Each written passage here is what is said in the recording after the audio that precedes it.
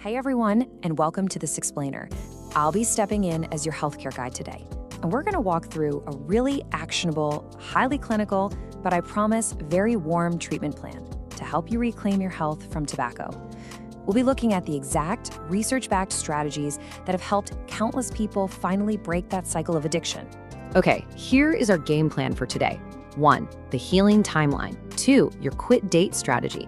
3. Managing triggers and habits. 4. Building a support system. And 5. The long game.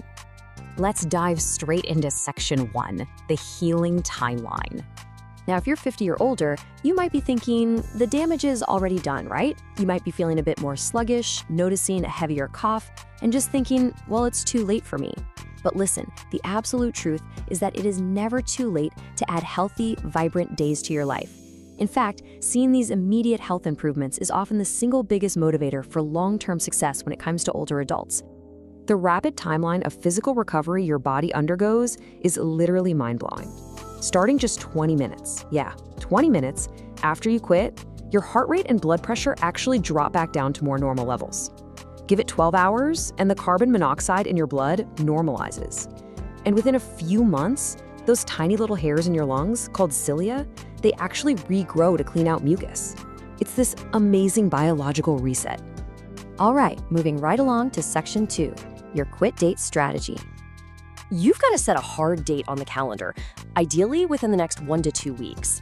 Doing this tells your brain, hey, we are absolutely serious about this medical intervention. And before that date actually rolls around, I highly recommend hopping online and taking a quick nicotine addiction test to figure out your personal reliance level. Because knowing exactly how heavily your body relies on nicotine is going to help you and your doctor figure out if you need patches or gum ready to go for the big day. The whole secret here is prepping your environment. You absolutely cannot just rely on willpower alone. You have to actively engineer your surroundings for success. So that means trashing every single ashtray, lighter, and any hidden stashes of cigarettes. Wash your clothes to get that smell out, and stock up on supplies, things like sugar-free gum and cold water, so you're physically prepared when those cravings inevitably hit. Okay, section 3, managing triggers and habits. Let's bust a massive myth right now, especially because so many folks worry about how they'll manage stress without smoking. Nicotine is actually a stimulant. It cranks up your heart rate and your blood pressure, so that so-called relaxation you feel, it's really just the temporary relief of nicotine withdrawal. Speaking as a healthcare professional, I can promise you that quitting will actually lower your baseline anxiety and physical stress over time. Instead of smoking, you have to actively rewrite your daily schedule with new, healthy habits. If your trigger is finishing up a meal, immediately get up from the table and take a short walk.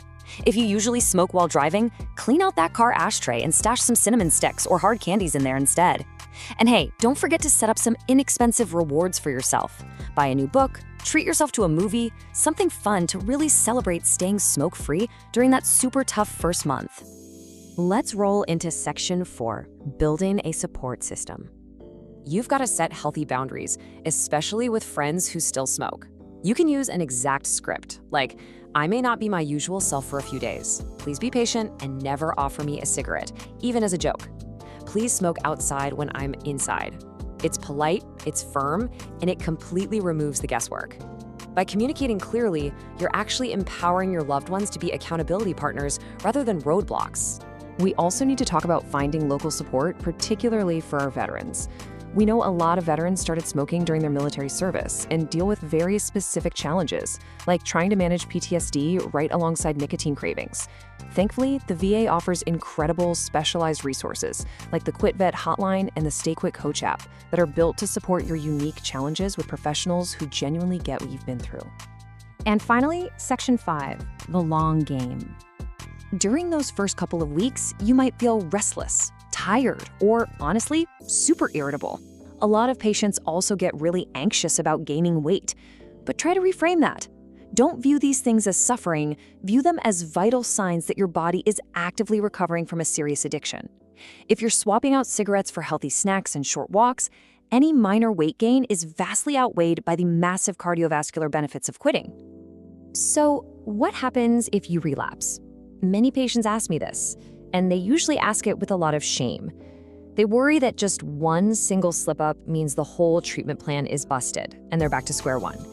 I hear it all the time. Folks make it 3 weeks, have a terrible day at work, and reach for a cigarette.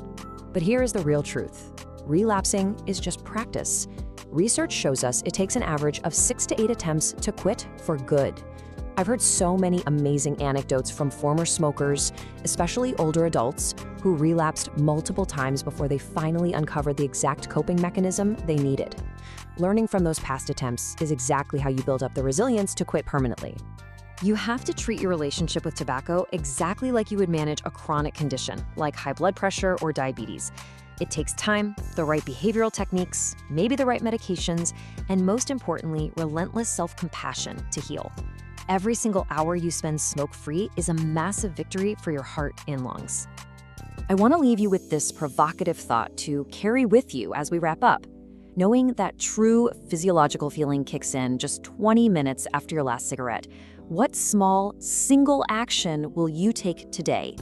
Whether it's officially setting that date, tossing out a lighter, or calling a support line, your clearer tomorrow really does start right now. Thanks so much for joining me for this explainer.